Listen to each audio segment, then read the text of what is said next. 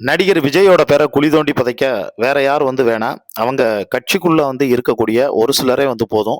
ஏன்னா இன்டர்வியூ குடுக்குறேங்கிற பேர்ல விஜய் எவ்வளவு நாரடிக்க முடியுமோ, கட்சி எவ்வளவு டேமேஜ் பண்ண முடியுமோ, அதே மாரி உள்ளுக்குள்ள அவங்க அத சீரியஸா பண்றாங்களா? இல்ல ட்ரெண்ட் ஆகணுங்கிறதுக்காக பண்றாங்களான்னு தெரியல. ஆனா அவங்க பேசக்கூடிய பேச்சு எல்லாமே சோசியல் மீடியாவுல மிகப்பெரிய பார்த்தேன்னா, ட்ரோல் மெட்டீரியலா மாறி இருக்கு அப்படின்னே சொல்லலாம். இப்ப அதே மாரி தான் ஒரு அதாவது தாவேகாவ பத்தி, அதாவது விஜயனுடைய கட்சிய பத்தி ஒருத்தவர் சொல்லும்போது, நெறியாளர்ட்ட சொல்றாரு. அதாவது 2026ல சிஎம், அடுத்து 31ல பிஎம் அப்படின்னு சொல்லி முடிச்சுட்டு ஒரு பாஸ் விடுறாரு. நெறியாளர் உடனே அதுக்கப்புறம் ஏஎம் அப்படிங்கிறாரு. என்னது ஏஎம்மா அப்படின்னு ஆப்போசிட்ல பார்த்தனா இருக்கிறவர் கேட்காரு. ஆமாங்க ஏஎம்னா விடிஞ்சிரும்.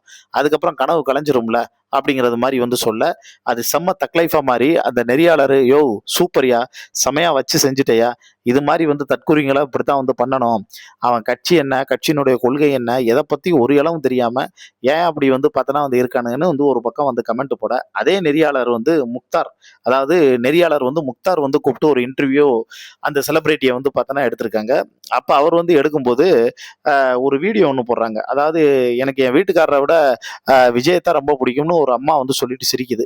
அப்ப இவர் கேட்கிறாரு, இது தப்பா தெரியலையா அப்படின்னு கேட்டோன்னே, அந்த செலிபிரிட்டி இதுல என்ன தப்பா இருக்கு அப்படின்னோடனே, இந்த வார்த்தை உங்க பொண்டாட்டி சொன்னா, ஏன் பொண்டாட்டியா அப்படின்னு கேட்க ஆரம்பிச்ச உடனே அங்க இதே மாதிரி ஒரு தக்லைஃப் கான்வர்சேஷன் பார்த்தோன்னா போதுங்க.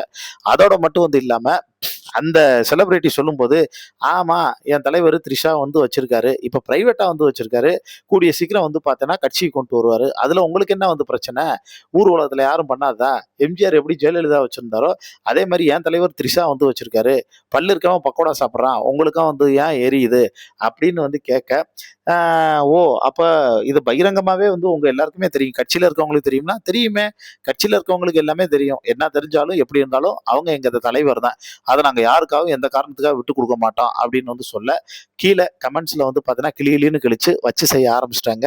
இதை பத்தி உங்களுக்கு தோணக்கூடிய கருத்துக்களை கீழே இருக்கக்கூடிய கமெண்ட் பாக்ஸ்ல மறக்காம மென்ஷன் பண்ணுங்க.